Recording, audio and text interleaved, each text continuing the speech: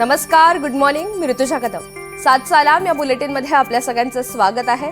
राज्यासह देश विदेशातील घडामोडींचा वेगवान स्वरूपात आढावा घेणार आहोत आणि काही महत्त्वाचे अपडेट सविस्तर पाहणार आहोत. मात्र त्यापूर्वी एक नजर हेडलाईन्सवर.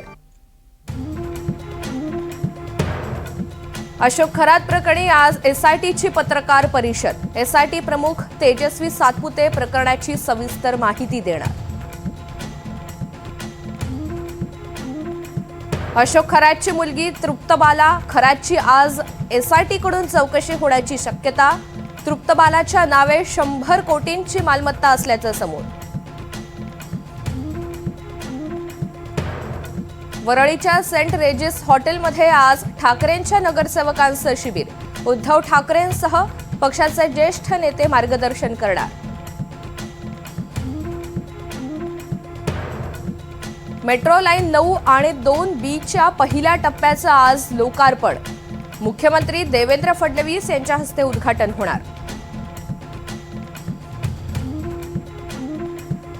घाटकोपरमध्ये पुन्हा एकदा मराठी गुजराती वाद चव्हाट्यावर.